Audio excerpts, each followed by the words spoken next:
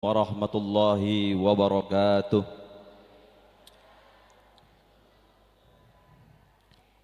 Alhamdulillahi rabbil alamin wa bihi nasta'in wa ala umur dunya waddin wal aqibatu lil muttaqin wassalatu wassalamu ala asrafil anbiya'i wal mursalin sayyidina wa maulana Muhammadin wa ala alihi wa sahbihi ajma'in, amma ba'du. Hadratal mukarramun, para alim, para ulama, para masyayikh, para habaib yang hadir pada siang hari ini. Al-Mukarram Gus Islah Bahrawi yang telah hadir di tengah-tengah kita, yang saya hormati segenap pengurus cabang Nahdlatul Ulama Kabupaten Lumajang, Al-Mukarram Kiai Haji Zainul Mustafa yang juga tengah hadir di tengah-tengah kita, dan juga segenap jajaran pengurus PCNU Kabupaten Lumajang yang saya hormati segenap pengurus MWCNU Kecamatan Pronojiwo, baik jajaran Suriah dan Tanfidiyah, dan juga segenap lembaga-lembaga dan banom-madom yang ada di MWCNU Kecamatan Pronojiwo. Yang saya hormati jajaran Koforpinca Kecamatan Pronojiwo, Bapak Camat, Kapolsek dan Ramil, dan segenap jajaran pemerintah, baik kepala desa yang juga hadir di tengah-tengah kita, yang saya hormati dan ta'zimi. Yang saya hormati anggota Dewan Perwakilan Kabupaten Lumajang, Bapak Suyanto SH yang hadir di tengah-tengah kita, dan juga segenap para hadirin hadirat yang telah hadir di tengah kita untuk mengaji bersama dengan Gun Islah Bahrawi. Pertama-tama marilah kita panjatkan selamat datang Gun Islah Bahrawi.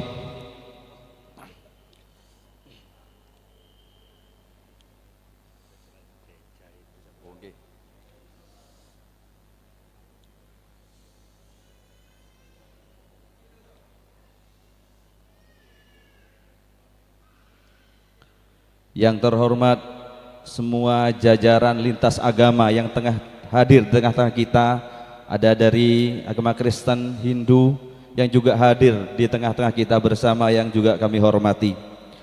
Pertama-tama malah kita panjatkan raja puji syukur Allah Subhanahu wa taala, yang mana pada kesempatan siang hari ini kita masih diberi kesehatan, taufik, hidayah dan inayah oleh Allah Subhanahu wa taala, sehingga kita bisa hadir di Masjid Miftahul Jannah ini untuk mengikuti ngaji azwaja dan penguatan ideologi dengan Gus Islah Bahrawi. Mudah-mudahan ilmu yang kita dapat nanti bisa bermanfaat. Amin ya rabbal alamin.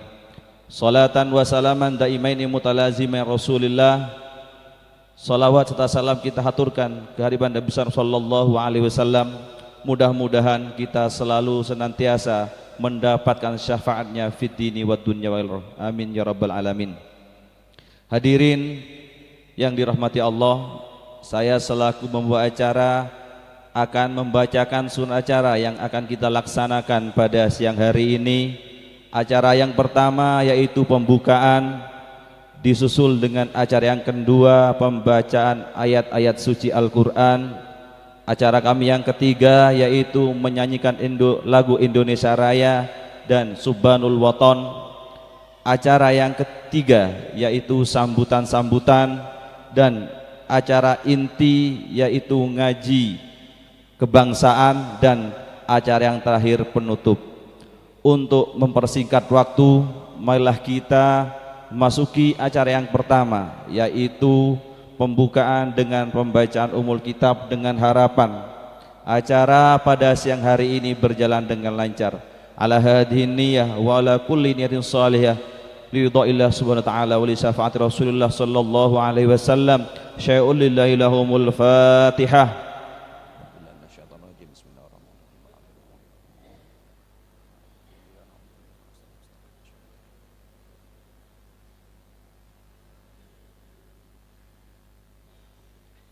Terima kasih kami sampaikan. Acara yang kedua yaitu pembacaan ayat suci Al-Quran. Kepada yang bertugas, waktu dan tempat kami haturkan.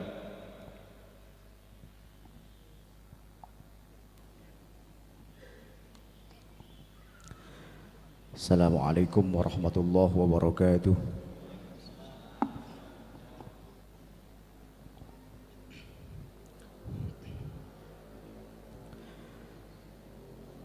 أعوذ بالله من الشيطان الرجيم.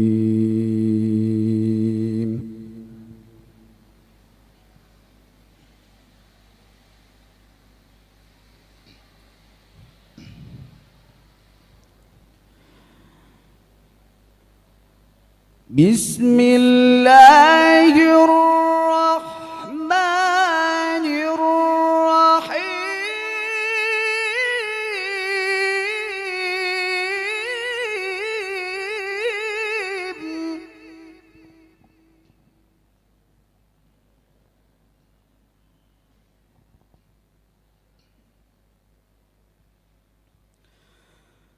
وقل جاء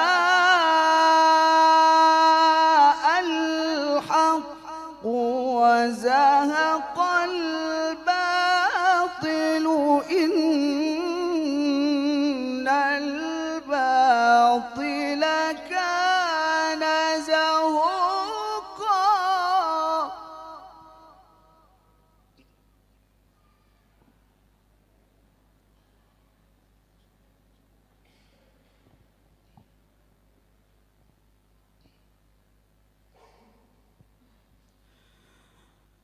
وقل جاء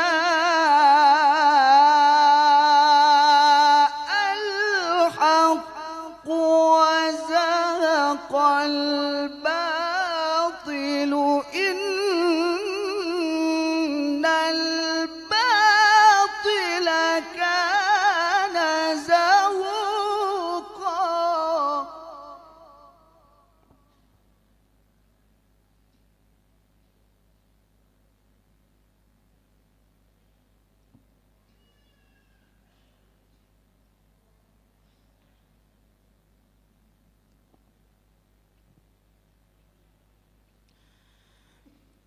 وننزل من القرآن ما هو شفاء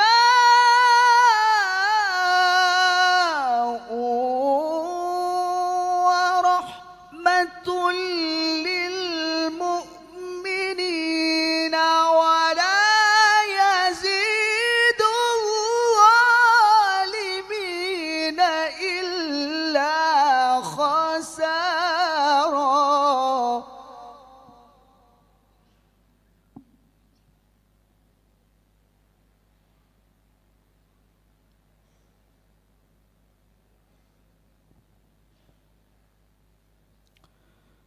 ولا يزيد الظالمين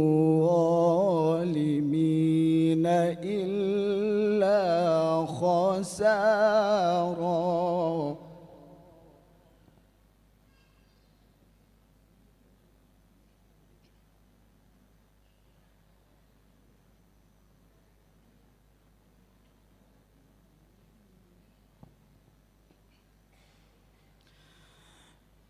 وننزل من القرآن ما هو شفاء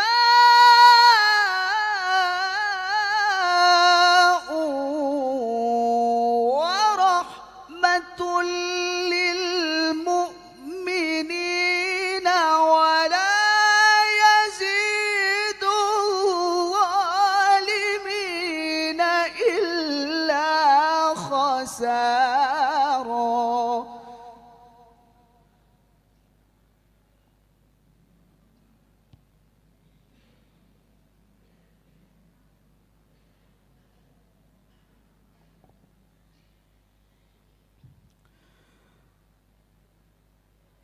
وإذا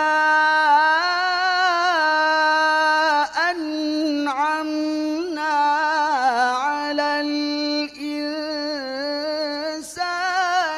أعرض ونأى بجانبه وإذا مسه الشر كان يئوسا.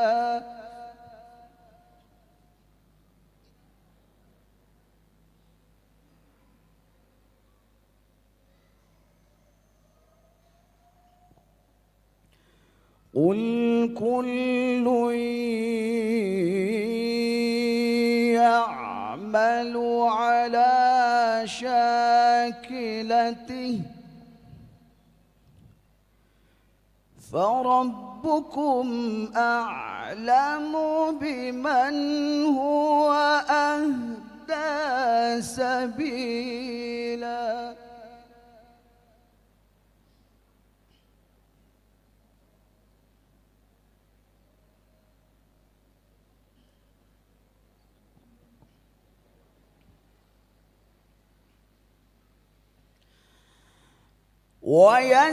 ويسألونك عن الروح قل الروح من أمر ربي وما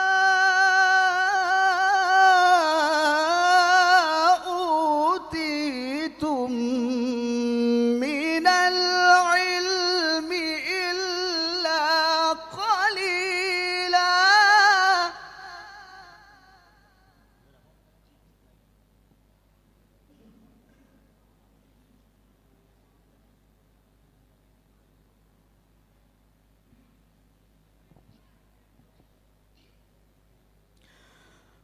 قل الروح من أمر ربي وما أوتيتم من العلم إلا قليلا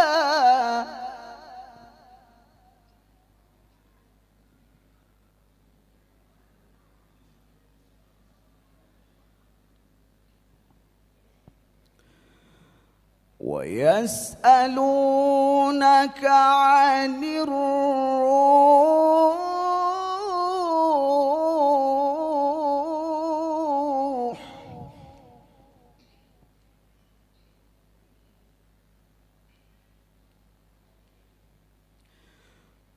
قل الروح من أمر ربي وما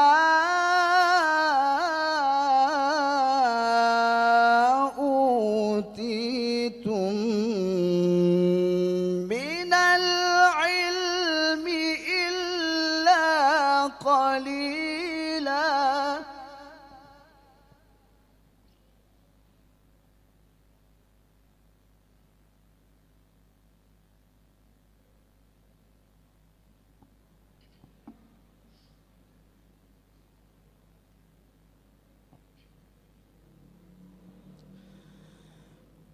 ولئن شئنا لنذهبن بالذي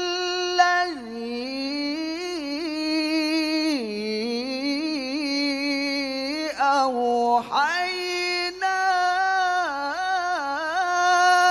إليك ثم لا تجد لك به علينا وكيلا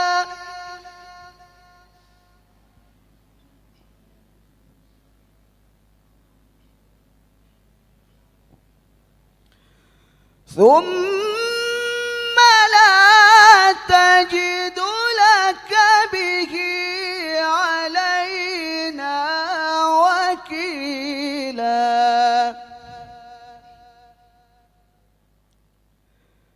ثم لا تجد لك به علينا وكيلا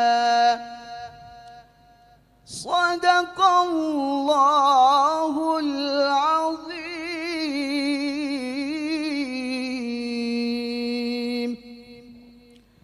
Assalamualaikum warahmatullahi wabarakatuh. Assalamualaikum warahmatullahi. Sadaqallahul azim, sadaqallahul azim. Wa ballagha rasulun karim wa nahnu ala dzalika minasyahidin wassakirin. Terima kasihmu. Mudah-mudahan dengan pembacaan Al Quran tadi kita selalu senantiasa mendapatkan pahala dari Allah Subhanahu wa taala. Acara selanjutnya yaitu menyanyikan lagu Indonesia Raya dan Subhanul Waton. Kepada yang bertugas dipersilahkan, hadirin dipersilahkan untuk berdiri.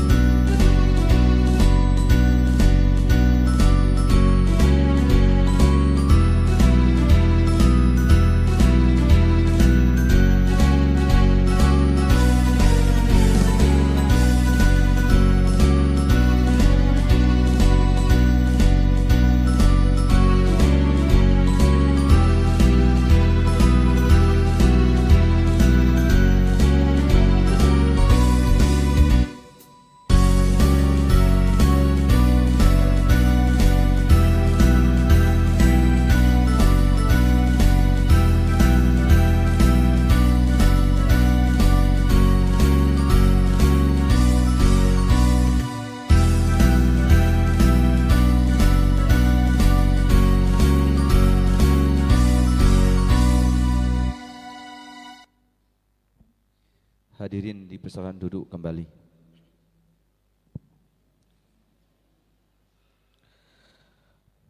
Acara yang ketiga yaitu sambutan-sambutan. Sambutan yang pertama akan disampaikan oleh Ketua MWCNU Kecamatan Pronojiwo kepada Al-Mukarram Ustadz Muhammad Farid MPD. Waktu dan tempat kami persilahkan.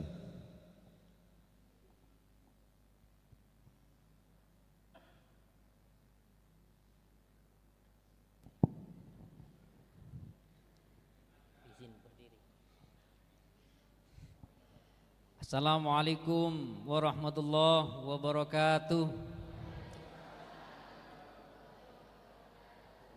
Bismillahirrahmanirrahim. Alhamdulillahirabbil alamin. Wassalatu wassalamu ala asrofil anbiya wal mursalin sayyidina Muhammadin wa ala alihi wa sahbihi ajma'in, amma ba'du. Yang kami muliakan para alim, para ulama, para sesepuh, wabil khusus kepada Gus Islah Bahrawi yang saya hormati, jajaran Forkopimca Kecamatan Pronojiwo, yang saya hormati Bapak Kepala Desa se-Kecamatan Pronojiwo, yang saya hormati segenap pengurus NU dari MWC dan Ranting, dan tidak lupa yang kami muliakan dan terkhusus kepada segenap pengurus PCNU Kabupaten Lumajang, yang saya hormati segenap pengurus lembaga dan badan otonom, ada Fatayat, Ansor, Muslimat, Ibnu IPPNU, tak lupa kepada seluruh kepala KUA se-Kabupaten Lumajang, kepada penyuluh se-Kabupaten Lumajang, kepada segenap anggota dewan yang hadir. Pertama-tama marilah kita panjatkan puji syukur kehadirat Allah Subhanahu wa taala, yang mana pada siang menjelang sore ini kita bisa bermuajahah dalam acara ngaji kebangsaan yang insyaallah penuh barokah ini, dan alhamdulillah kita semuanya dalam keadaan sehat walafiat. Salawat dan salam semoga tetap tercurahkan kepada junjungan kita Nabi besar Muhammad sallallahu alaihi wasallam. Mudah-mudahan kita semuanya tergolong sebagai umat yang kelak akan mendapatkan syafaat di hari kiamat nanti. Amin, Allahumma amin. Pertama, saya berdiri di sini tidak banyak yang ingin saya sampaikan. Saya hanya ingin mengucapkan terima kasih yang sebesar-besarnya kepada segenap yang hadir, teman-teman panitia, kepada seluruh tetangga, kepada seluruh rekan-rekan dari pengurus lintas agama. Ini ada dari Hindu hadir, dari Katolik hadir, dari GKJW hadir. Untuk itu kami ucapkan terima kasih atas sumbangan dan pemikiran, tenaga maupun materi yang telah panjenengan keluarkan demi suksesnya acara pada sore hari ini. Terima kasih saya ucapkan kepada segenap tim khusus keamanan. Ini perlu saya sampaikan, di NU itu ada pasukan yang lebih berbahaya dibandingkan tim Densus 88. Iya, ini Gus Islah yang kita hadirkan ini merupakan tenaga ahli, tenaga ahlinya Densus 88. Nah, kita di NU punya tim yang lebih berbahaya dibandingkan dengan Densus 88. Kenapa? Kalau Densus 88 nembak kaki, kena kaki, Pak. Itu kalau Densus 88. Di kita punya Banser, pasukan khusus yang berani mati takut lapar. Itu kalau nembak kaki bisa kena kepala ini, Gus. jauh lebih berbahaya dibandingkan dengan Densus 88. Terima kasih kepada seluruh tim keamanan yang bertugas dari Pecalang, dari teman-teman Katolik yang menjaga keamanan. Terima kasih kami ucapkan karena sudah mensukseskan acara pada siang hari ini. Barangkali itu saja yang bisa kami sampaikan. Eman-eman kalau saya terlalu panjang lebar sehingga Gus Islah nanti waktunya sedikit. Terima kasih dari saya, kurang lebihnya mohon maaf. Wallahul muwafiq ila aqwamit thoriq. Wassalamualaikum warahmatullahi wabarakatuh. Waalaikumsalam warahmatullahi wabarakatuh. Terima kasih kami sampaikan.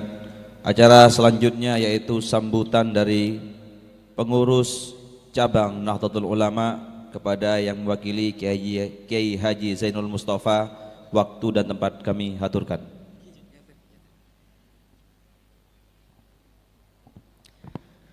Assalamualaikum warahmatullahi wabarakatuh.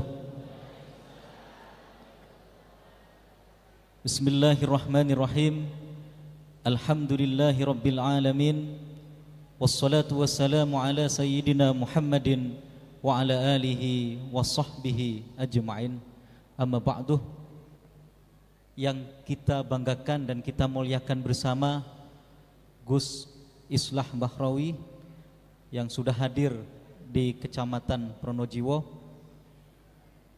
Bapak Ibu rahimakumullah, wabil khusus Rais Syuriah MWCNU Pronojiwo, Ketua Tanfidiyah dan seluruh jajaran yang ada di kepengurusan Majelis Wakil Cabang Pronojiwo, Bapak Camat, Kapolsek dan Ramil, dan hadirin hadirat yang hadir. Tadi disebut dari lintas agama juga hadir. Alhamdulillah.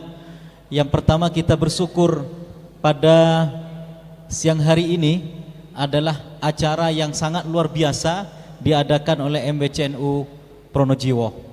Salawat dan salam dihaturkan kepada Nabi Muhammad sallallahu alaihi wasallam yang telah beri petunjuk kepada kita semua minadz zulumati ilan nur. Bapak Ibu, kami dari pengurus cabang Nahdlatul Ulama yang pertama mengucapkan terima kasih dan apresiasi setinggi-tingginya kepada MWCNU Kecamatan Senduro, dipandu dibawa oleh Ustadz Muhammad Farid, sehingga kegiatan ini sebenarnya kayak kegiatan di kota gitu, di kota Lumajang. Ini seru, narasumbernya level internasional. Bukan hanya level Lumajang, Surabaya, tidak. Jadi jiwanya Ustadz Muhammad Farid yang pernah di Lapas Dam masih sangat kental sekali. Bapak Ibu, kami dari PCNU Lumajang, salah satu yang ingin kami sampaikan informasi bahwa mohon doanya sebentar lagi kita PCNU itu akan launching rumah sakit Nahdlatul Ulama. Jadi di Jalan Musi dulu ditempati kantor PCNU Lumajang dan itu sudah 98% sudah selesai.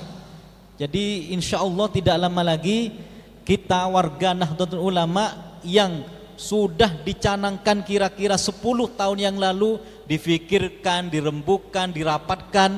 Alhamdulillah pada tahun ini kita akan melonsing rumah sakit Nahdlatul Ulama.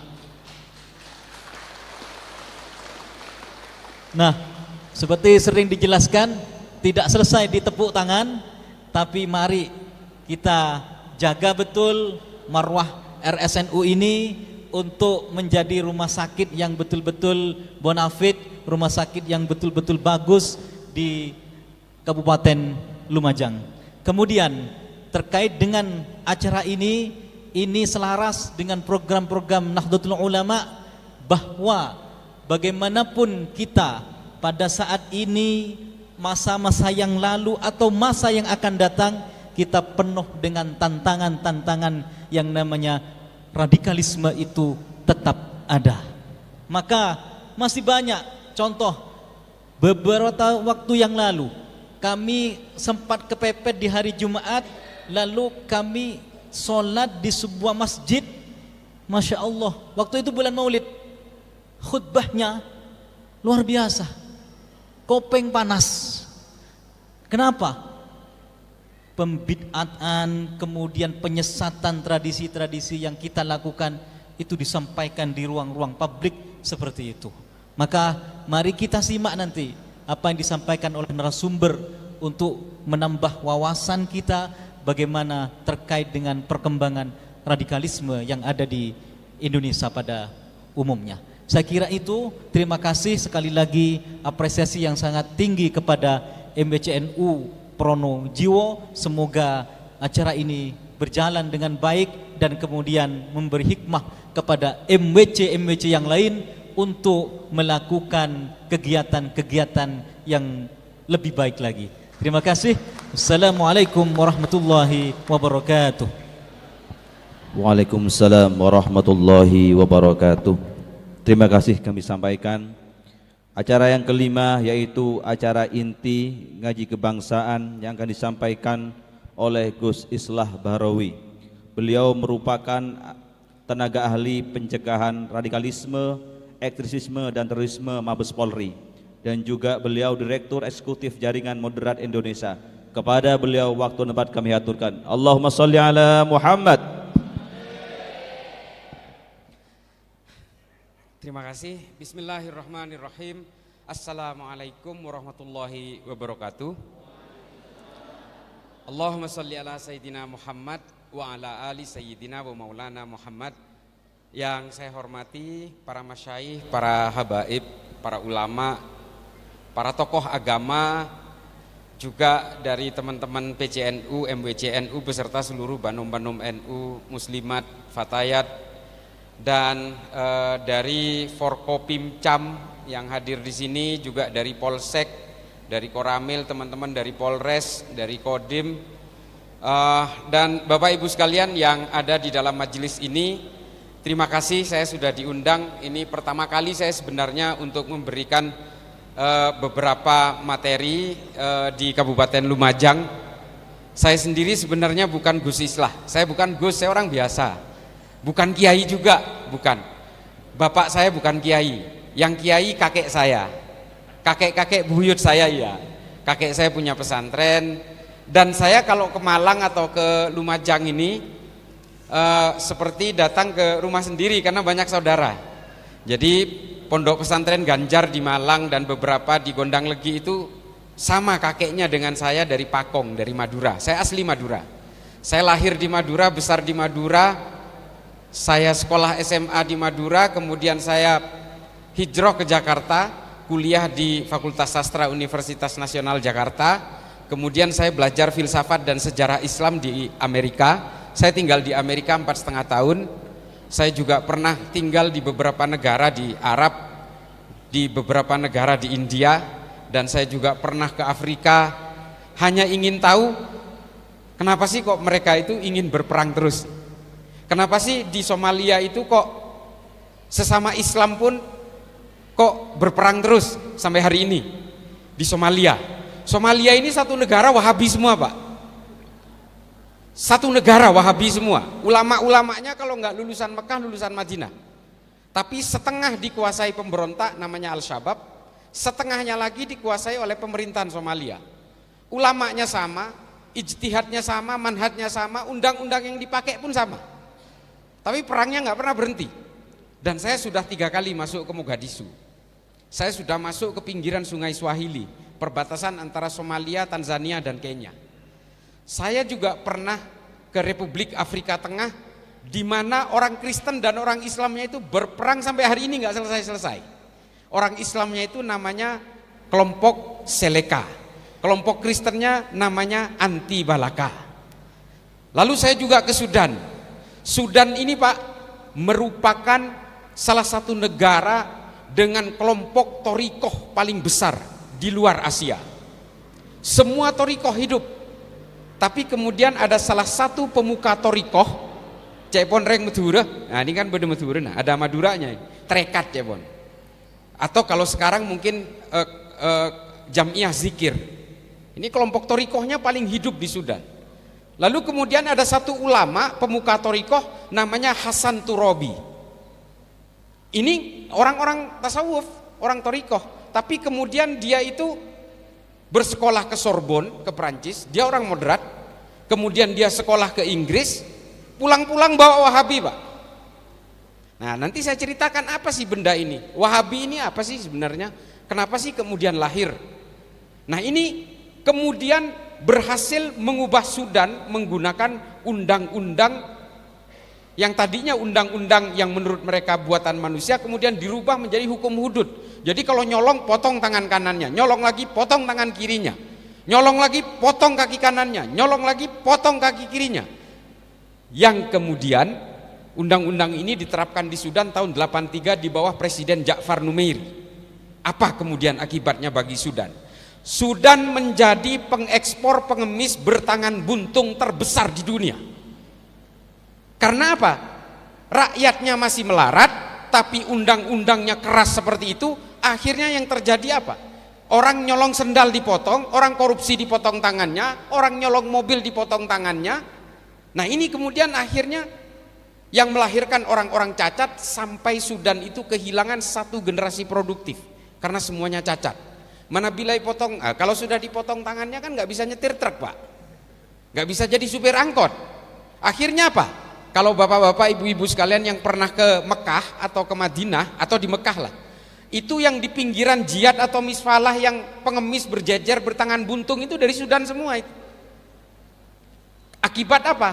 Akibat orang-orang lapar yang menggunakan hukum yang konon buatan Allah, tapi hukumnya keras sekeras-kerasnya, yang akhirnya melahirkan orang-orang cacat. Nilai pertobatan itu adalah dengan memotong tangannya. Itulah mengapa dalam berbagai tarikh, kitab tarikh At-Tabari dan juga berbagai kitab-kitab sejarah termasuk Al-Mas'udi dikatakan Sayyidina Umar pernah mengampuni pencuri onta.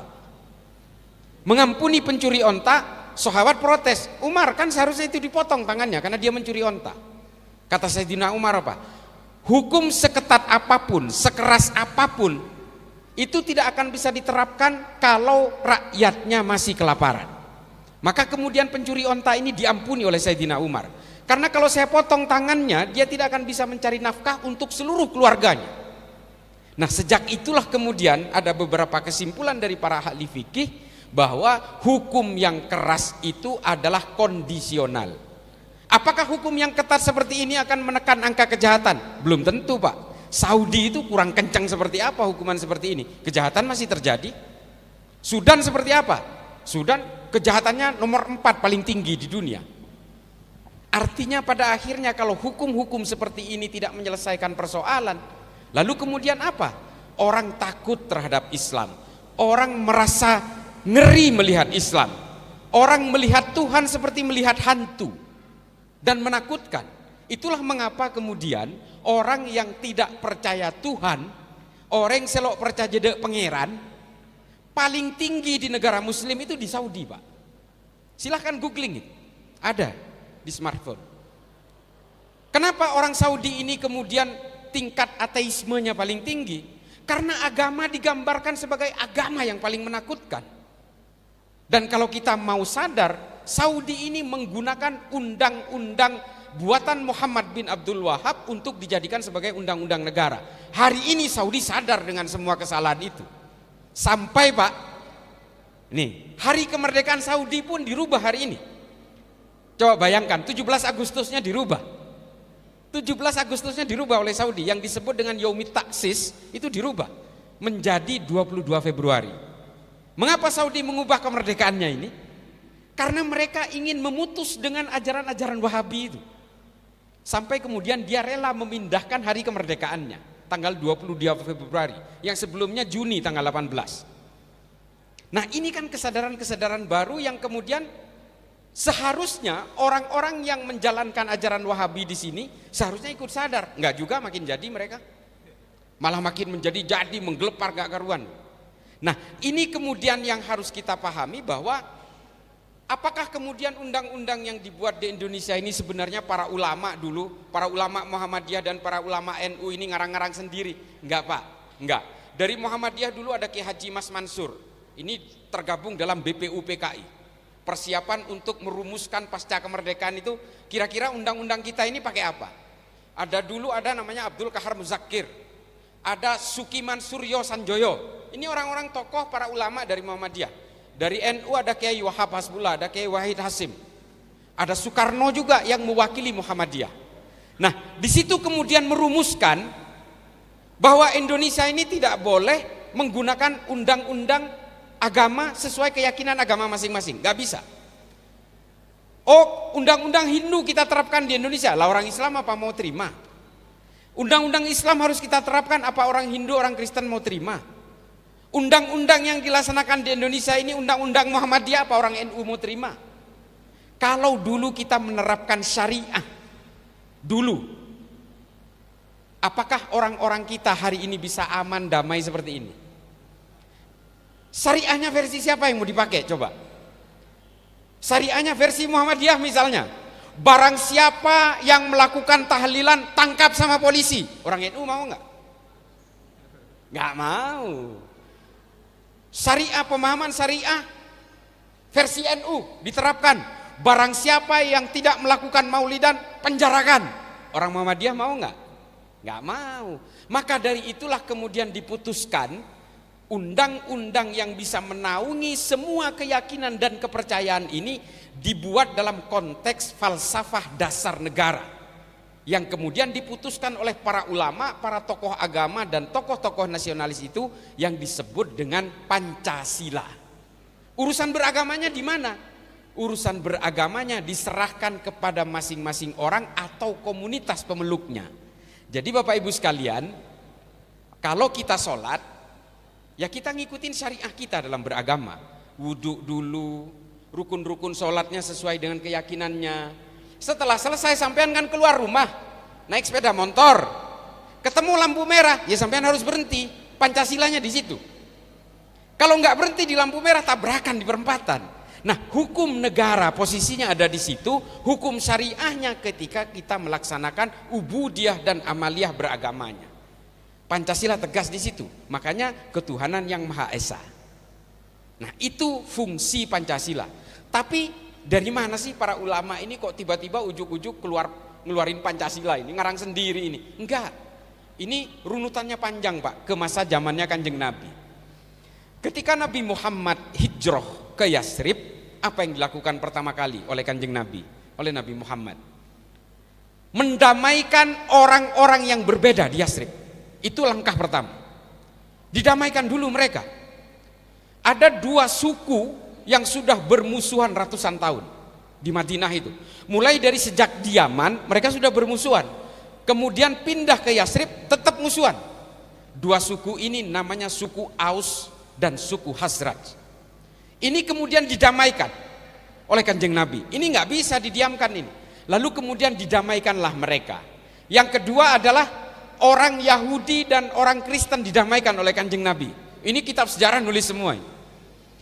Yang paling sering berantem itu bukan orang Islam dengan orang Yahudi atau orang Islam dengan orang Kristen, Pak. Yang paling sering berantem itu di Yasrib itu adalah orang Kristen dan orang Yahudi. Mereka berebut untuk menjadi pemungut pajak dari kerajaan Persia. Karena sebelum Rasulullah hijrah ke Madinah itu, Yasrib masih dalam kekuasaan kerajaan Sasanian dari Persia.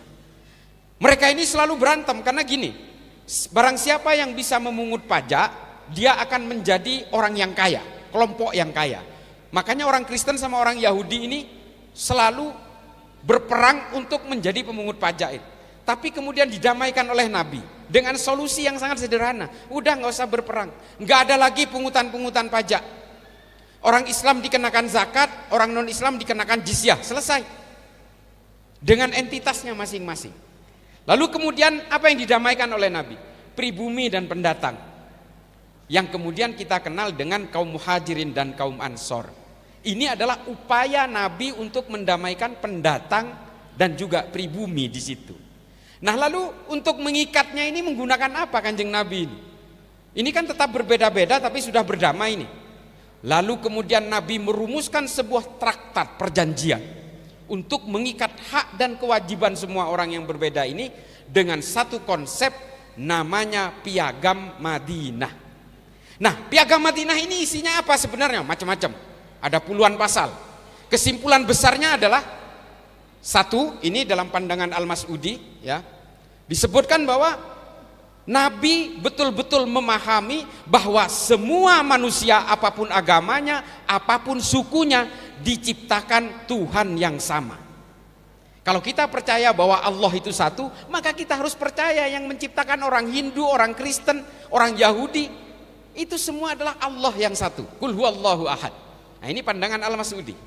Kemudian yang kedua adalah semua manusia apapun agamanya dan apapun sukunya memiliki harga diri yang sama. Ini Nabi. Kemudian yang ketiga adalah apapun agamanya, apapun sukunya, semua manusia harus dihargai harkat dan martabatnya. Lalu kemudian semua itu diatur secara detail di dalam Piagam Madinah yang kemudian disepakati oleh semua orang apapun agamanya, apapun sukunya di dalam Madinah itu kemudian bersepakat dalam Piagam Madinah. Makanya saya sering membawakan cerita kalau sampean lihat di YouTube, salah satu korban perang Uhud itu adalah orang Yahudi, namanya Mukhairik. Nah, ini yang juga kemudian menjadi bantahan saya terhadap kelompok-kelompok HTI ataupun kelompok-kelompok Wahabi yang mengatakan bahwa perang-perang di zaman Nabi itu adalah perang agama. Saya katakan bukan. Karena buktinya apa? Mukhairik yang bukan orang Islam juga oleh Nabi diwajibkan untuk ikut berperang. Kalau ini perang agama, Nabi tidak akan melibatkan orang dengan keimanan lain selain orang Islam. Tapi Nabi mewajibkan perang kepada orang Kristen, orang Yahudi atau orang-orang Majusi. Itu mewajibkan siapapun yang tinggal di Madinah wajib ikut berperang, karena perang-perang ini adalah dalam rangka membela tanah air.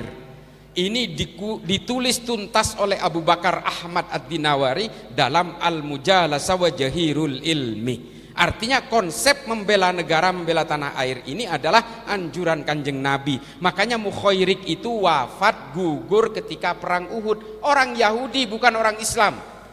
Ada yang mengatakan, oh dia sebelum berperang sudah masuk Islam. Tidak ada kitab sejarah yang mengatakan itu. Ada kitab sejarah abad 16 yang berusaha menganulir itu. Setelah permusuhan antara orang Islam dengan orang Israel sudah terjadi memperebutkan Baitul Maqdis. Sejarah-sejarah awal mengatakan Mukhairik belum masuk Islam. Buktinya apa? Perang Uhud itu terjadi di hari Sabtu, Pak, Bapak Ibu sekalian. Hari Sabtu itu bagi orang Yahudi itu tidak boleh keluar rumah. Lalu kemudian karena perang Uhud ini terjadi hari Sabtu yang disebut dengan hari Sabat ini, Mukhairik ketika mau keluar dilarang oleh istrinya. Mau kemana kamu Mukhairik? Ini kan hari Sabat, kamu nggak boleh keluar rumah. Lalu kemudian Mukhairik memaksa keluar. Saya harus keluar karena saya harus menghargai Muhammad. Di bawah kepemimpinan Muhammadlah kita bisa hidup tentram di Madinah ini. Ini kata Mukhairik. Lalu kemudian Mukhairik, saya harus keluar.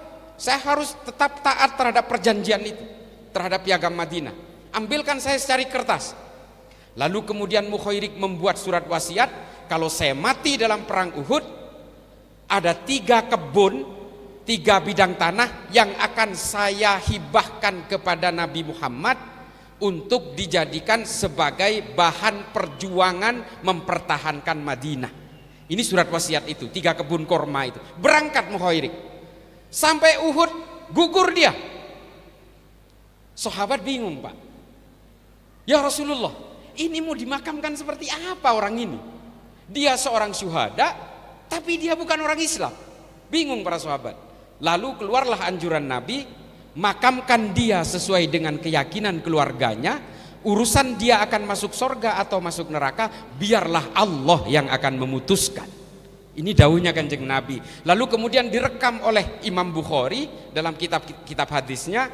Yang direkam adalah Mukhairik adalah sebaik-baiknya orang Yahudi. Itu yang direkam, Pak. Yang kemudian yang kita kenal hadis sahihnya itu. Tapi ada kisah di balik itu. Nah, ini adalah bukti bahwa Nabi menentramkan Madinah menggunakan kesepakatan-kesepakatan yang disetujui secara kolektif. Apapun agamanya, apapun sukunya, dia harus tunduk terhadap kesepakatan bersama ini. Nah, ini kemudian ditulis, Pak, oleh salah seorang ilmuwan Islam abad ke-13. Namanya Ibnu Khaldun. Nama kitabnya dua. Namanya yang satu Al-Muqaddimah, yang satu Al-Ibar. Tapi yang paling terkenal Al-Muqaddimah ini. Kenapa? Kata Ibnu Khaldun dalam Al-Muqaddimah, kalau satu negara ini tidak bersepakat, maka negara itu tidak akan pernah berdiri. Isinya adalah peperangan-peperangan. Pada zaman itu Ibnu Khaldun sudah menggambarkan negara yang tidak sanggup berdiri karena peperangan ini adalah negara-negara Maghrib, Maroko dan Sudan serta Mali pada zaman itu. Kata Ibnu Khaldun di dalam Al-Muqaddimah, lihatlah mereka itu isinya orang Khawarij semua. Mereka itu selalu melawan kepada pemimpinnya, isinya penghasut semua. Makanya negara itu selalu berperang sampai hari ini, abad ke-13 loh itu. Dan itu mereka sampai sekarang masih berperang, Mali sama Sudan itu. Nah, konsep kesepakatan bersama ini yang oleh Ibnu Khaldun disebut sebagai sistem politik pemerintahan al-asobiyah, kesepakatan bersama secara sosial, secara politik. Artinya kalau negara itu tidak bersepakat antara pemimpin dengan rakyatnya, rakyat menyetujui pemimpinnya, negara tidak akan berdiri, Pak. Nah, inilah cikal bakal Pancasila itu.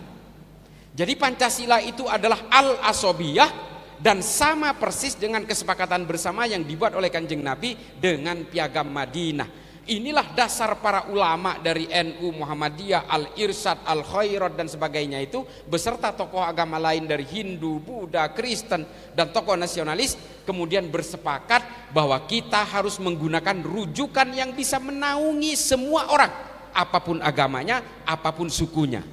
Nah, Bapak Ibu sekalian, saya kembali ke awal. Apa sih kemudian hari ini, siapa sih kira-kira yang mau ngerusak Pancasila ini? Dan siapa sih yang mau ngerusak NU hari ini? Ini saya terangkan. Dua pilar organisasi di negara ini sudah menyatakan untuk saling bergandengan, terutama dari ormas Islam. Muhammadiyah dan NU ini sudah seiring sejalan. Dua-duanya sudah mengakui asobiyah ini sudah diakui. Pancasila sudah diakui sebagai falsafah dasar negara. Muhammadiyah dan NU sudah sama-sama mengakui, meskipun Muhammadiyah agak sedikit terlambat, tapi kemudian dua-duanya bersepakat.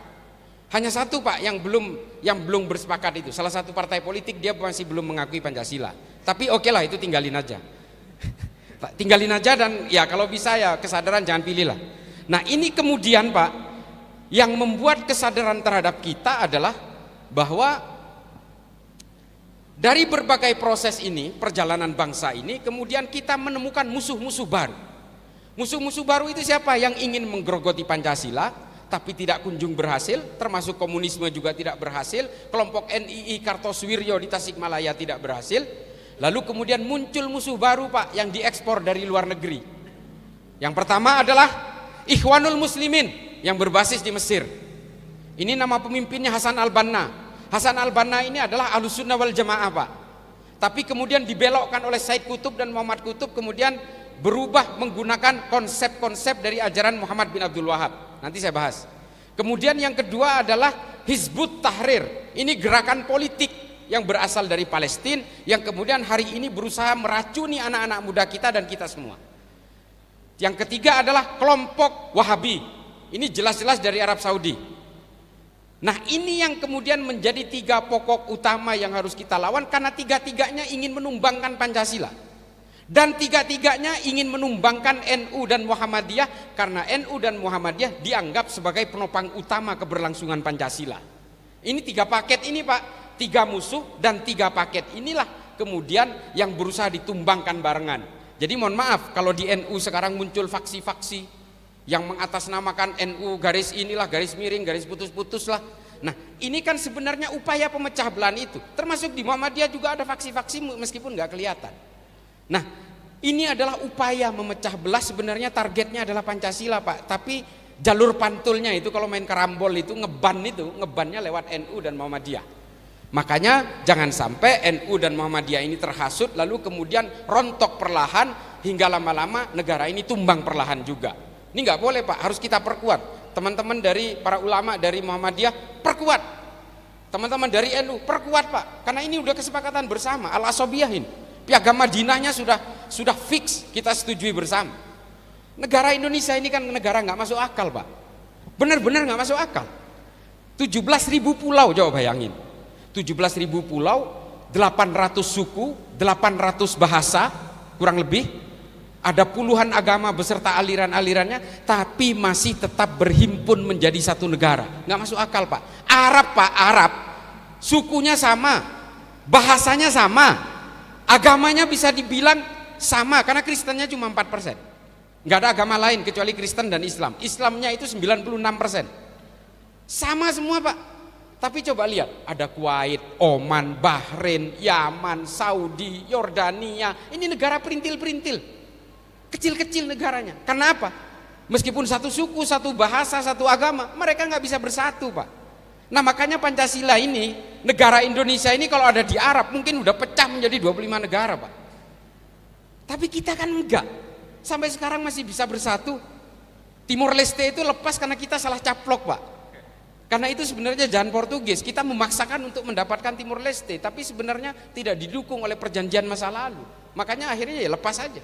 Tapi kalau KKB Papua ya harus bertahan, Kak, karena itu adalah warisan dari kolonial Belanda yang seharusnya memang masuk ke wilayah Indonesia. Cuma hari ini kan bajingan semua yang ada di sana itu, nggak paham sejarah. Nah, ini kemudian yang harus kita pahami adalah bahwa kemudian kelompok-kelompok yang tiga ini berusaha menggembosi kita semua, Pak, memecah belah kita. NU juga jangan tenang-tenang, Pak. Di dalam itu ngobok-ngobok, Pak. Kelompok Ikhwanul Muslimin ini yang paling bahaya. Ikhwanul Muslimin ini ubudiahnya sama, mereka maulidan juga, tahlilan juga, ziarah kubur juga. Kalau ada yang meninggal dibacain talqin juga. Sama, Pak. Tapi tujuannya tetap khilafah, Pak. Tujuannya tetap khilafah mereka itu. Itu bedanya dengan NU.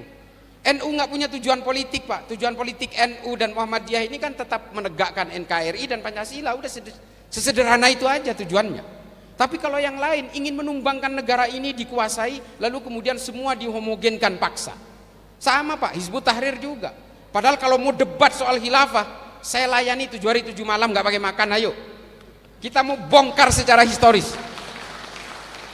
Saya selalu menyuarakan tantangan ini, tapi nggak ada yang mau debat sama saya. Saya nggak merasa pinter, nggak merasa hebat, tapi mari kita permainkan literatur yang disediakan oleh Islam. Islam menyediakan semua literatur tentang khilafah itu. Ini sistem politik biasa, Pak. Kelompok-kelompok penggarong Pancasila ini kan selalu ingin membawakan referensi masa lalu sebagai sistem yang paling ideal hari ini. Itu kan teknik lama, Pak, dalam politik. Ini kan kemudian yang meluluh lantakkan berbagai kehidupan beragama kita ini kan tujuan politik, Bu. Ini politik semua ini. Makanya saya paling anti sama politisasi agama ini. Orang Islam, orang Hindu, orang Kristen, orang Katolik silahkan berpolitik, Pak. Silahkan. Orang Islam juga harus berpolitik untuk mengawal supaya produk-produk politik tidak keluar dari makosidus syariah. Harus, Pak. Tapi jangan jadikan agama ini sebagai kendaraan untuk mencapai kekuasaan. Karena kata Ibnu Rus, kalau ada penguasa yang menggunakan agama sebagai kendaraan menuju kekuasaannya, kelak kejahatan-kejahatannya pun akan dibenarkan dengan menggunakan dalil agama. Ini Ibnu Rus. Dan akhirnya banyak praktek seperti itu. Banyak, Pak, yang mengatakan saya partai Islam, saya akan memperjuangkan Islam, sayalah Islam, pilih saya. Setelah berkuasa korupsi juga, Pak. Ada itu, gak usah disebut lah. Nah, ini kan adalah anomali-anomali dan penipuan-penipuan atas nama agama yang membajak kesalehan, membajak simbol-simbol agama. Makanya saya paling anti dengan partai baru yang akan berkampanye di masjid, mengatakan masjid adalah tempat jihad politik. Karena dulu Nabi menggunakan strategi perang dan berbagai anjuran politik itu di masjid, katanya. Beda, Pak. Zaman Kanjeng Nabi itu menggunakan masjid, merumuskan strategi perang itu untuk melawan musuh bersama. Musuh kalian dan musuh saya sama, mari kita lawan sama-sama. Kalau hari ini kan enggak, Pak. Partai politik itu kampanye di masjid, orang-orang yang merasa tidak punya musuh kemudian dipaksa untuk melawan musuh saya. Itu bedanya. Para ulama ketika melawan penjajah Belanda juga menyuarakan berbagai ijtihad politiknya dari masjid, karena musuhnya musuh bersama, namanya penjajah Belanda. Itu musuh kita. Tapi kalau hari ini enggak, kalangan muslimin semua, mari kita lawan semua musuh saya. Kan musuhnya dia doang, Pak. Hanya musuhnya dia yang disuruh lawan dan mengajak kita. Nah, inilah penyimpangan itu. Dan mereka yang suka berkampanye di masjid, saya nggak mau nyebutin capres lah, semuanya juga kok, semuanya sama itu. Saya memang nggak ada lah, udahlah pokoknya gini, sayangilah agama ini, jangan kemudian dijadikan kendaraan-kendaraan politik. Karena suatu saat mereka juga memiliki kejahatan, kita kan manusia biasa, Pak. Nah, kemudian orang-orang yang memaksakan untuk mengatakan, oh masjid harus punya jihad politik, ya lihatlah sejarah lah, bagaimana Khalifah Umar bin Abdul Aziz sampai mengeluarkan ketetapan bahwa khotib Jumat harus membawakan surat An-Nahl ayat 90 di bagian akhirnya. Nah, ini kan di masjid kita sampai dilakukan sampai hari ini. Itu kenapa? Karena dulu, Pak, masjid itu tempat caci maki. Ibu sekalian, dulu masjid itu tempatnya mencaci maki lawan politik. Kalau masjidnya itu masjidnya Muawiyah, lalu kemudian mencaci maki Sayyidina Ali. Kalau itu masjidnya Sayyidina Ali, tempat mencaci makinya Muawiyah. Dari dalam masjid mereka sholat bareng, sampai keluar itu bunuh-bunuhan. Makanya kemudian Khalifah Umar bin Abdul Aziz, Khalifah kelima dari Bani Umayyah, mengeluarkan ketetapan khotib harus membawakan surat An-Nahl ayat 90. Innallaha ya'muru bil adli wal ihsan wa ita'idzil qurba wa yanha 'anil fahsya'i wal munkari wal baghi ya'idukum la'allakum tadhakkarun. Ini supaya orang ingat bahwa kita semua ini adalah harus membangun kebersamaan. Semua umat Islam, semua umat manusia ini harus saling bekerja sama, saling bergotong royong. Itu maunya Khalifah Umar seperti itu, dan tradisi ini terus dipakai sampai hari ini. Nah, ini mereka ini nggak tahu sejarah itu, bahwa berpolitik di dalam masjid untuk kepentingan kekuasaannya nggak boleh. Kalau menyuarakan kita, misalnya kita diserbu oleh tentara musuh misalnya, oh silahkan Pak, galang kekuatan masjid. Kalau perlu kita bagi-bagi senjata di masjid, nggak apa-apa. Kalau memang negara kita diserbu oleh orang lain. Lah ini kan urusan bilik suara, Pak. Hanya urusan coblos mencoblos ini. Cuma 1-2 detik, tapi kemudian kita dibohongi 5 tahun ke depan, kan kita juga nggak ikhlas, Pak. Nah, ini yang harus kita sadari, bahwa Bapak Ibu sekalian, kita ini sudah terlalu lama diporak-porandakan oleh kekuatan-kekuatan politik, hanya untuk kepentingan-kepentingan elit politik. Jadi Bapak Ibu sekalian yang hari ini terjun ke dalam dunia politik, cukuplah tugas sampean itu untuk mengawal produk-produk politik tidak keluar dari maqasidus syariah. Teman-teman yang Hindu, yang Buddha juga demikian, kawal Pak, supaya masing-masing pemeluk agama ini tidak dirugikan. Politik agama dan politik identitas itu nggak salah, Pak, dan nggak bisa dihindari. Nggak bisa dihindari.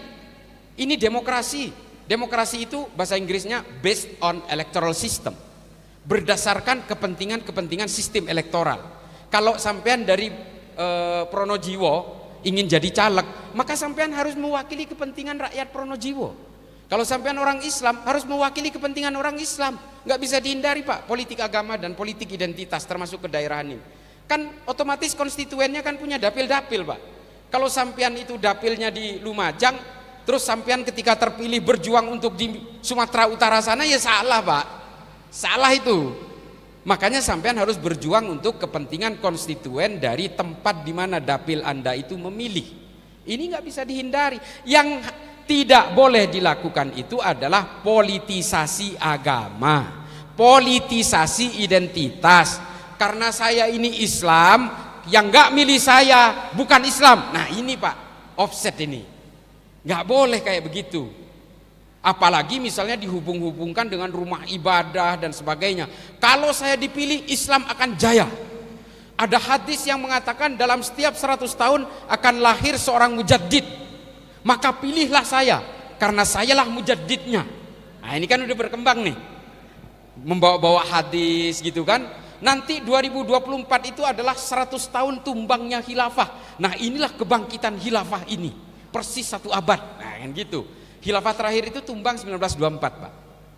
Nah 2024 persis 100 tahun. Terus dihubungkan dengan hadis yang mengatakan setiap 100 tahun akan lahir seorang mujaddid. Nah ini digoreng lagi, Pak. Maka pilihlah si A, pilihlah si B. Wah hancur-hancuran kita ini. Karena kita ini betul-betul gini, Pak, kelemahan orang Islam ini dan juga pemeluk agama dari Hindu dan Buddha, Kristen juga, ini kan politik, Pak. Permusuhan Sunni dan Syiah itu sampai hari ini kan musuhan, udah 1400 tahun lebih. Gara-gara apa coba? Politik, Pak. Kubunya Muawiyah bin Abu Sufyan dan kubunya Sayyidina Ali yang kemudian terpisah oleh karena persoalan politik dan kemudian melahirkan fikih-fikih sendiri dan dua-duanya saling mengkafirkan coba. Kata Sunninya Syiah yang kafir, kata Syiahnya Sunni yang kafir. Ini gara-gara politik. Dan kita kemudian belajar dari sejarah. Sayyidina Abu Bakar kalau kata Imam As-Suyuti dalam Tarikhul Khulafa dikatakan wafat diracun. Gara-gara apa? Politik. Ini kata Tarikhul Khulafa.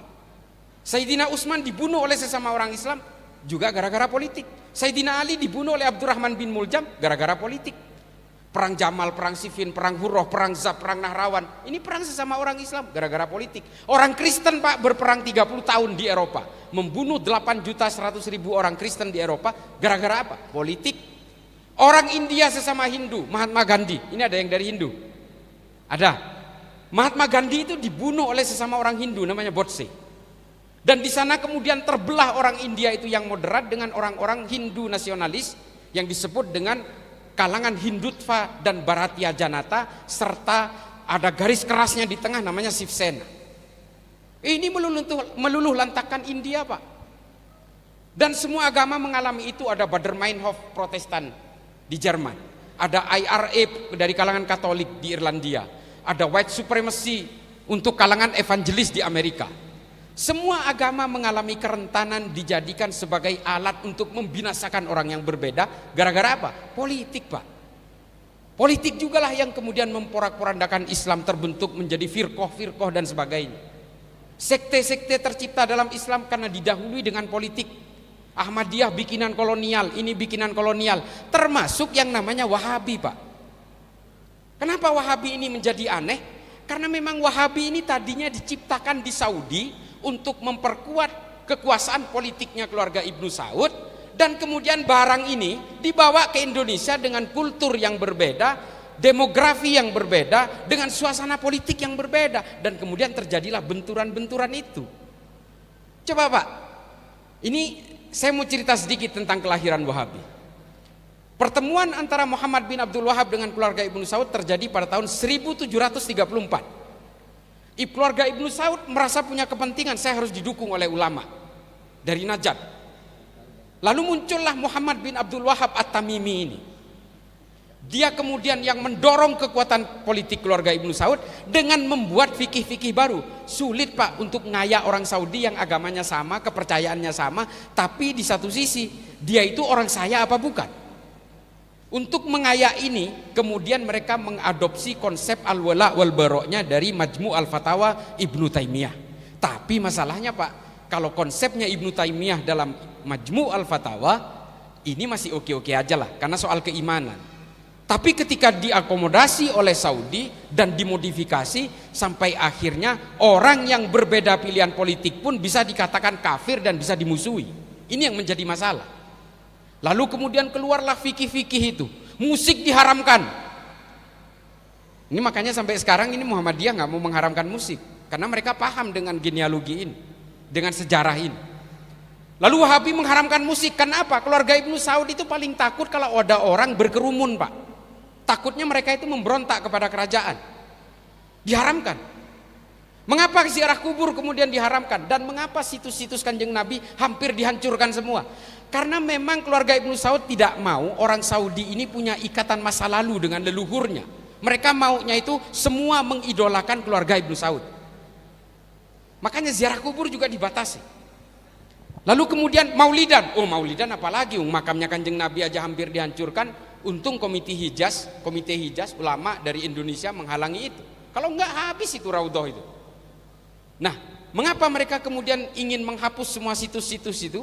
Mereka memang mengatakan punya dasar supaya tidak musyrik. Tapi sebenarnya apa? Orang Saudi pada saat itu dibutuhkan jangan mencintai orang lain dulu, yang penting mencintai keluarga Ibnu Saud dulu.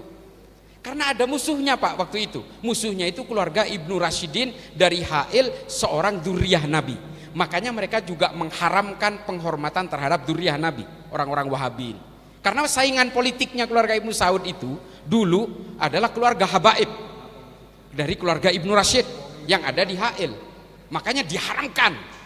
Jadi apapun fikih-fikih yang dilahirkan oleh Wahabi ini sebenarnya dijahit sesuai dengan kebutuhan tubuhnya keluarga Ibnu Saud. Hari ini kemudian Saudi berubah menyadari itu semua. Kata Muhammad bin Salman di dalam salah satu TV mengatakan, kalau pemerintah Saudi bertahan dengan ajaran Wahabi ini, maka kita akan menjadi bangsa paling primitif di dunia. Makanya hari ini ibu-ibu sekalian, kalau pergi ke Saudi di luar Haramain, pakai hijab itu nggak wajib, Bu. Kalau di Indonesia kan sampean masih noleh-noleh, nggak enak sama temen. Di sana buka nggak apa-apa, Bu. Nah, ini bukan berarti ini benar atau salah, bukan. Tapi artinya pemerintah kerajaan Arab Saudi sudah menyadari masa lalunya yang terlalu diatur oleh aturan-aturan yang ketat itu. Makanya banyak orang Saudi yang kabur dari Saudi malah tidak percaya kepada adanya Allah. Mereka kemudian menjadi orang-orang kafir, yang justru bukan kafir pindah agama, tapi kafir tidak percaya adanya Allah. Banyak Pak produknya orang Saudi itu. Rana Ahmad, Rahaf Al-Kunun, Dina Ali Sahnun, Ajla, Aiwa, dan masih ribuan lainnya. Orang Saudi yang kemudian tidak mau mengakui adanya Allah, memilih kabur, karena kalau tidak percaya kepada Allah di Saudi itu dipancung, Pak. Makanya kabur ke Jerman, Kanada, Ukraina, ke Australia, ada yang di Singapura nyangsang di sana. Mereka lebih memilih tidak percaya Tuhan dan kabur dari Saudi. Ini adalah efek ajaran-ajaran Wahabi yang memberikan agama seolah-olah agama ini menakutkan, menggambarkan Allah itu sebagai benda yang sangat intimidatif dan sangat kejam, hingga akhirnya mereka menolak generasi sekarang ini. Oleh karena itu Muhammad bin Salman kemudian banyak membuat keputusan-keputusan, perempuan kalau naik haji atau keluar rumah tidak perlu pakai mahram. Nah ini sekarang ibu-ibu yang mau umroh atau mau haji ini nggak wajib mahram, kan aturan dari pemerintah kerajaan. Nah kalau dulu kan harus cari mahram, ini enggak. Orang Saudi ke luar negeri juga nggak perlu pakai didampingi mahram, hanya cukup izin saja cukup. Perempuan Saudi hari ini banyak yang jadi supir Grab, banyak. Nah ini yang kemudian disadari oleh mereka. Masalahnya Pak, ketika kepalanya ini sudah mulai sadar dengan beberapa kesalahan, ekornya yang ada di Indonesia ini makin jadi, Pak. Nah inilah yang melahirkan teroris-teroris itu. Saya ulangi, kelompok Wahabi inilah yang melahirkan teroris-teroris yang ditangkap oleh Densus 88 ini.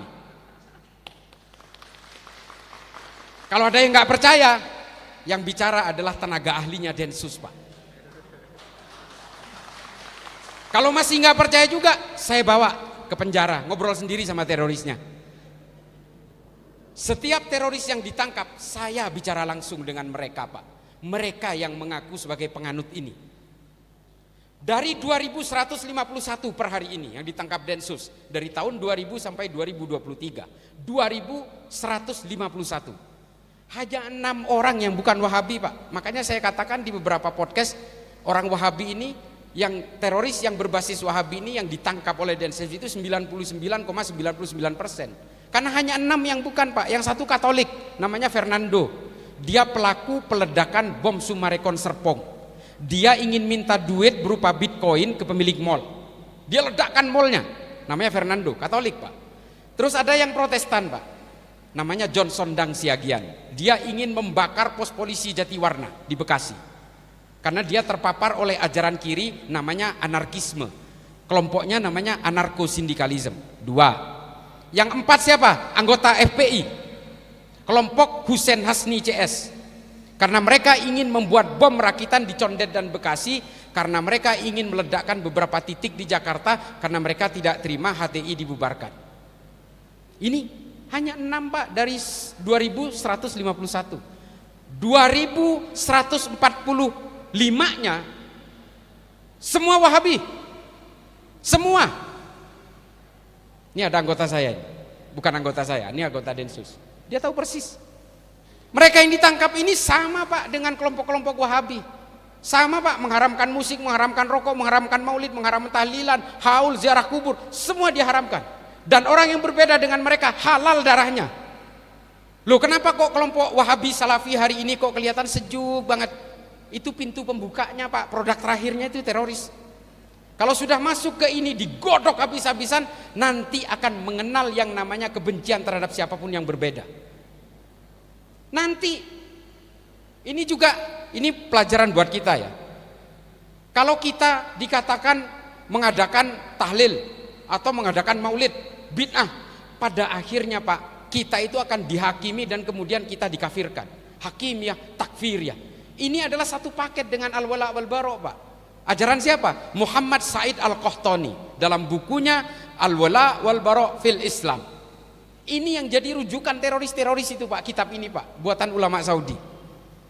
Terus ada ulama Saudi juga yang menulis, namanya Abu Bakar Naji. Nama kitabnya Idarat at-Tawahhush. Setiap teroris ditangkap punya dua kitab ini. Al-Wala wal Bara' fil Islam, Muhammad Said Al-Qahtani, dan Abu Bakar Naji, Idarat at-Tawahhush. Ini jadi panduannya Pak. Jadi kalau mau ngebunuh orang itu tanggung. Jangan hanya dibunuh, kampungnya dibakar, perempuannya semua diperkosa. Wallahi, ini ada dalam kitabnya. Dan ini jadi rujukannya ISIS Pak. Makanya mereka itu bahkan meminta kepada perempuan-perempuan di seluruh dunia yang mau bergabung kepada ISIS untuk melakukan jihad seksual. Banyak dari Indonesia yang berangkat Pak. Kepada para mujahid-mujahid ini harus diberikan jaminan-jaminan seksual. Nah, jihadis-jihadis dari kalangan perempuan inilah yang menjadi bagian dari mereka. Banyak orang Indonesia yang berangkat Pak, menjadi pelaku jihad seksual ini. Nah, ketika ajaran agama ini dibawakan secara ketat, ini buat ibu-ibunya, maka yang menjadi korban adalah perempuan Bu. Nah, ini yang kemudian menjadi persoalan hari ini di Indonesia adalah di balik teroris laki-laki yang kejam ada perempuan yang jauh lebih kejam, cuma nggak jadi teroris. Ini fakta.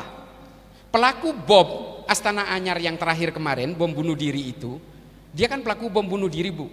Itu dikuatkan oleh istrinya Bu. Istrinya jauh lebih radikal daripada suaminya. Karena sebenarnya yang bisa meluluhkan hati laki-laki itu perempuan sebenarnya. Kalau perempuan udah ngunci, mau apa coba? Itunya dikunci misalnya. Nah, ibu-ibu sekalian, apa yang dialami oleh Saudi Arabia dalam beberapa tahun belakangan ini, kemudian ada temuan sebuah survei, namanya yang melakukan survei atas permintaan kerajaan itu, survei oleh Gallup International. Hasil temuannya adalah 5 dari 300 orang Saudi mengaku tidak percaya kepada Allah. Tidak percaya terhadap adanya Allah. Nah, ini temuan terakhir. Makanya kemudian Pangeran Muhammad bin Salman berusaha melonggarkan itu. Nah, kenapa kemudian yang perempuan menjadi korban? Karena perempuan ini selama ratusan tahun Bu, selalu jadi korban dari produk fikihnya yang dibuat oleh laki-laki semua. Laki-laki yang membuat fikih untuk perempuan ini adalah laki-laki semua. Dijalankan oleh pemerintahan politik laki-laki. Tidak ada satupun perempuan yang dilibatkan sebagai ahli fikih. Makanya kalau ibu-ibu punya anak perempuan, dorong menjadi ahli fikih perempuan, supaya Basul Masail itu ada dari kalangan perempuan yang menyuarakan perempuan. Sampean nanti kalau nggak setuju suaminya kawin lagi, nanti sampean akan masuk neraka, kata yang laki-laki. Gitu loh. Nah, kenapa ini kemudian hukum ini berlaku selama ratusan tahun? Karena sampean nggak mau bersuara, sampean nerima aja. Lah yang nulis kitab Adzabul Mar'ah itu juga laki-laki, gimana coba? Iya kan Pak Kiai? Nah, ini loh. Jadi sampean itu harus berdaya sebagai perempuan. Saya ngomong begini ini bukan, saya kebetulan biasanya saya diikuti oleh istri saya. Kebetulan istri saya nggak ikut, tapi suara saya tetap. Perempuan harus berdaya, dan kebetulan istri saya satu memang. Ya kalau inginnya ingin Bu, tapi nyali nggak ada Bu, nggak berani. Nah ini yang kemudian harus jadi gambaran kepada ibu-ibu sekalian. Kalau kemudian ada suaminya yang radikal, mau bergabung dengan kelompok-kelompok radikal, pengen ngebom sana, togut, mengkafirkan orang lain, ibu jangan mendorong mereka, dinginkan mereka suami-suami ini, daripada dikunci nanti kalau tengah malam. Nah, ya kan? Nah ini penting ibu-ibu. Karena dari hasil riset kita di Densus 88, di balik teroris yang kejam, laki-lakinya itu ada perempuan yang juga ikut mendorong. Makanya pelaku teror belakangan ini Bu selalu melibatkan perempuan. Gereja Katedral di Makassar itu perempuan juga ikut. Penyerbuan Mabes Polri Zakiyah Aini juga perempuan. Penyerbuan Istana Negara itu namanya Siti Elina juga perempuan. Perempuan mengalami kerentanan-kerentanan karena apa? hidup dalam beragamanya terlalu dikunci, terlalu dibelenggu, terlalu ditakut-takuti, akhirnya dia putus asa dan akhirnya ingin cepat masuk surga dengan cara seperti itu. Nah itu Bu, Bapak Ibu sekalian, ini buat ibu-ibu, udah cukup.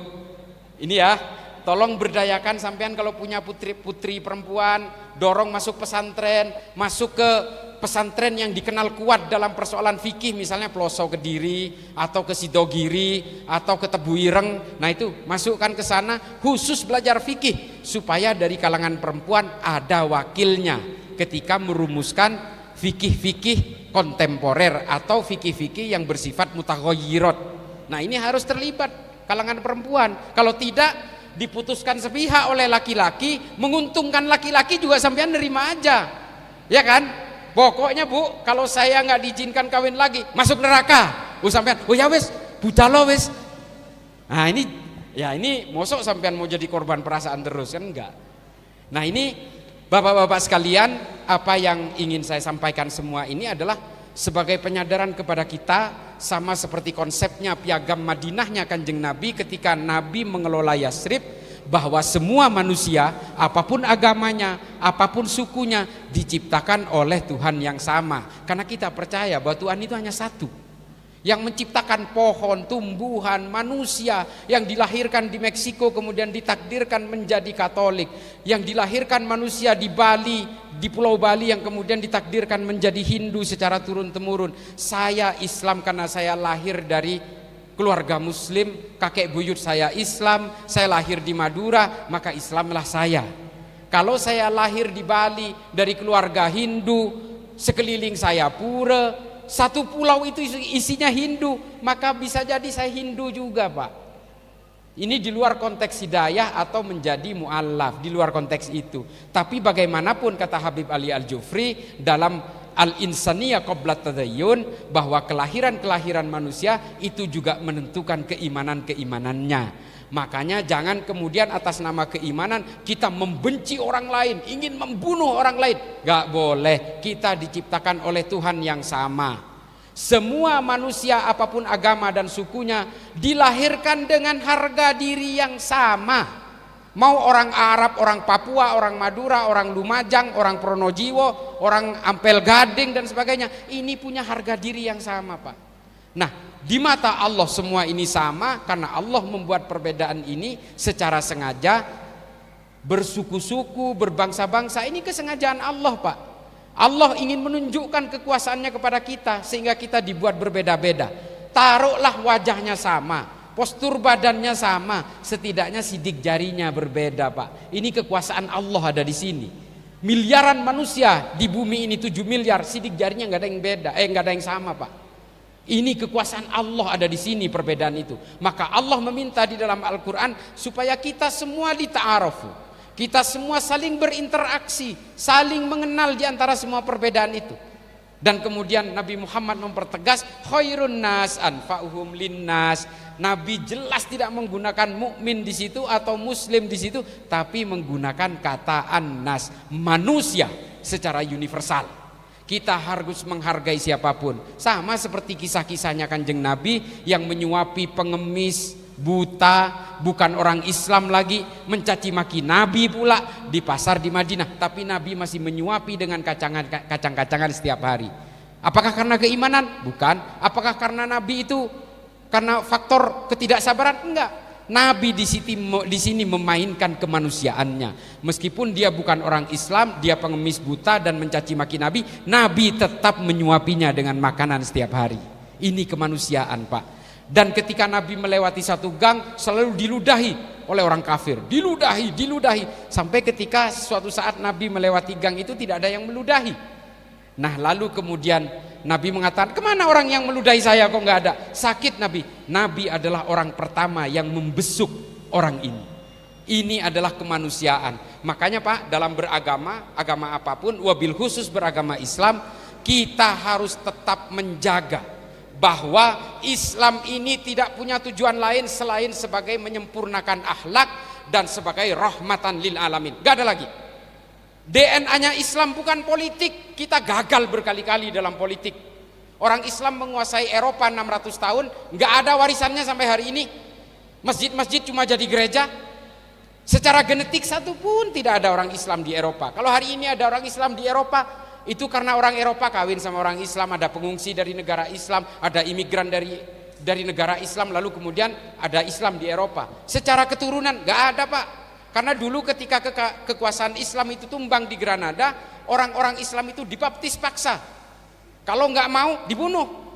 Makanya kemudian orang Eropa setelah itu, orang-orang Islam yang sudah berkuasa beranak pinak di sana selama 600 tahun, akhirnya menjadi Kristen semua.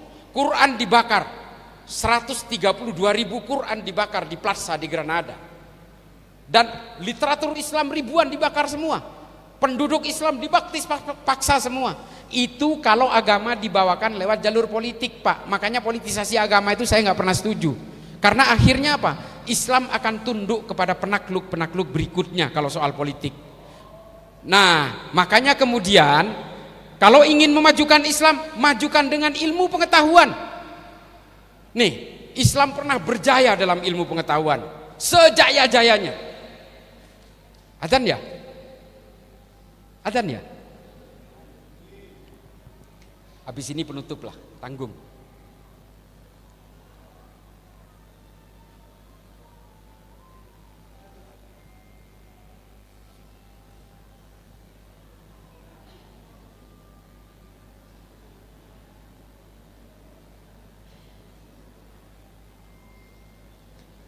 Ini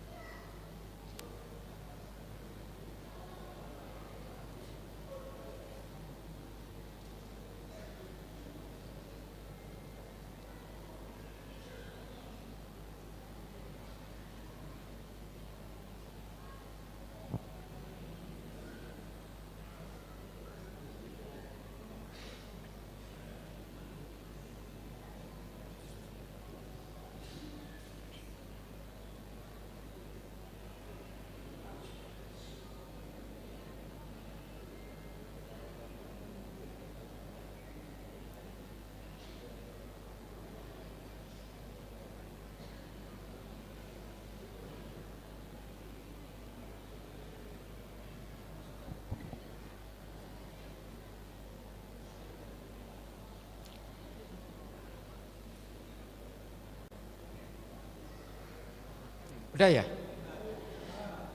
Jadi mohon maaf, memang target saya jam 3 sih. Karena saya besok harus di Surabaya memberi materi di Rakernis Polda Jatim.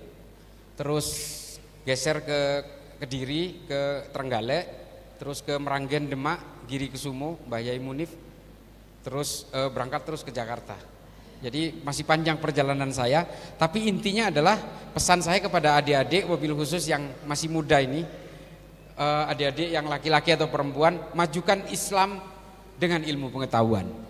Islam pernah berjaya di situ. Semua agama pernah berjaya dengan ilmu pengetahuan. Hindu juga pernah berjaya dengan ilmu pengetahuan.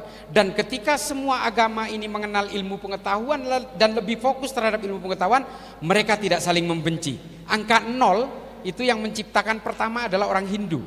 Lalu kemudian disempurnakan oleh Al-Khawarizmi. Angka 0 dalam matematika yang kita kenal itu disempurnakan oleh Al-Khawarizmi, seorang pemikir Islam di Andalus.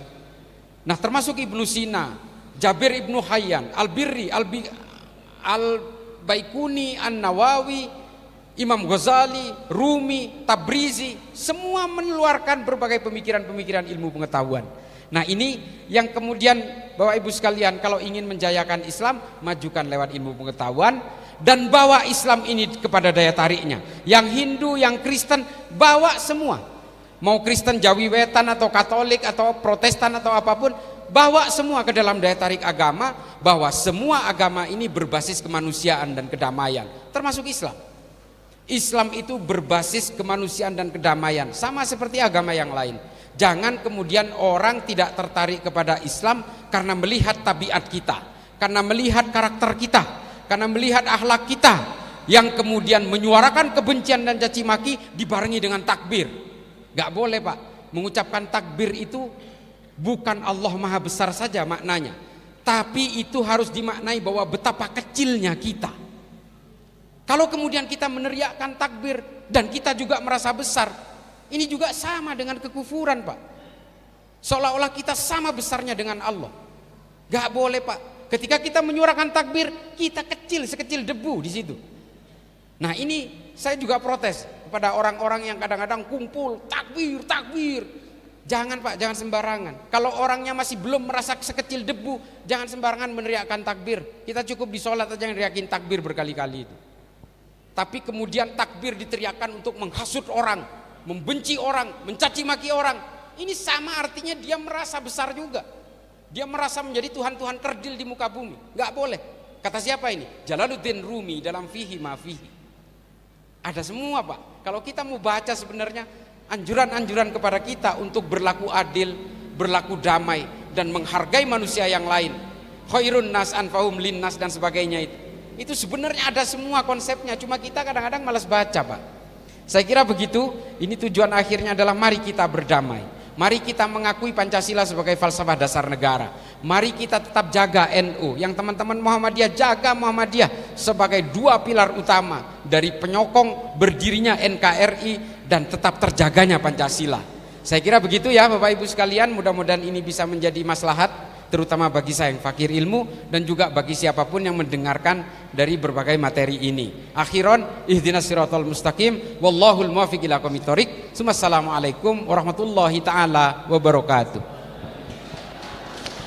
Waalaikumsalam warahmatullahi wabarakatuh. Terima kasih kami sampaikan, mudah-mudahan apa yang telah beliau sampaikan menjadi bekal kita dalam beragama dan juga bernegara. Amin amin ya rabbal alamin. Acara yang terakhir yaitu penutup atau doa yang akan disampaikan oleh Al-Mukarram Kiai Hasan Bisri. Kepada beliau waktu dan tempat kami haturkan.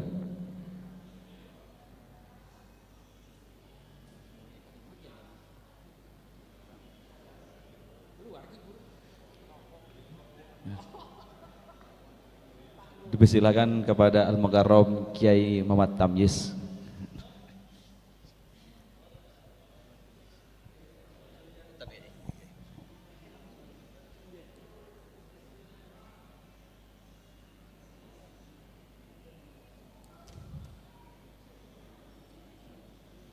Marilah kita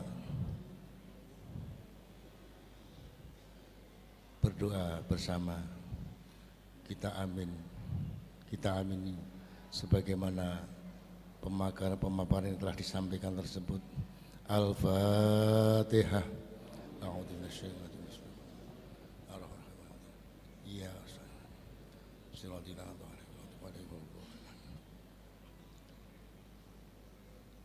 Allahumma salli wa sallim wa barik ala Sayyidina Muhammad wa ala ali Sayyidina Muhammad hamdan li wafi ni'amah wa iqab asyidah. Ya Rabbana lakal hamdu kama yanbaghi li jalali wajhika wal 'adli sultanik. Wa sallallahu ala Sayyidina Muhammadin wa ala alihi wa sahbihi ajma'in. Walhamdulillahi rabbil alamin. Allahumma bisatwali jabal tiqahdika wa bi suratihi wa sanasrika wa bi ghairatika li hurmatika wa bi himatika liman tama bi ayatika. Nas'aluka ya Allah ya Sami' qarib ya mujibu ya syari ya muntaqim ya sidbashi ya jabbar ya qahar ya alam wa la ya'udhu wa lakum minal mulki wal qaidab fi nahwa makruman wa qarabi aidal ali al faqad man habali wa kan biha wa man sabari sabat yajib wa musudan biha wa asladahya. Allahumma bihaqqika fa ya ain sad ikfina hamal aidda wa lakin radda wa yuhmil bil fida wa ajina mati balda. Allahumma batalahum Allahumma farid jam'ahum Allahumma aqil adadahum Allahumma ja'il alaihim Allahumma asid wa adab ilaihim Allahumma akhribhum adir was'alhubhum ma talim hali wa ulai dzman malakulhim wa la tubahum ala mala. Allahumma Allah aqdam Allah Allahumma Muhammad ikfina hamal idda wa la radda wa yumlim fada ala ajni mati fada. Allahumma badal Allahumma salli wa sallim wa barik ala Sayyidina Muhammad wa ala ali Sayyidina Muhammad. Allahumma salli wa sallim wa bi sahabati Rasulullah sallallahu alaihi wasallam. Al-Fatihah. A'udzu billahi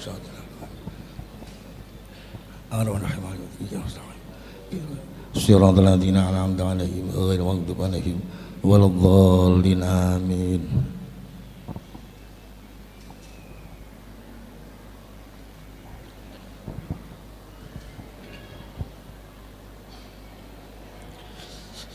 Dengan doa tadi maka berakhirlah acara pada sore hari ini. Saya selaku pembicara mohon maaf yang sebesar-besarnya apabila dari awal sampai akhir ada kesalahan. Wallahul muwafiq ila aqwamit thoriq. Assalamualaikum warahmatullahi wabarakatuh.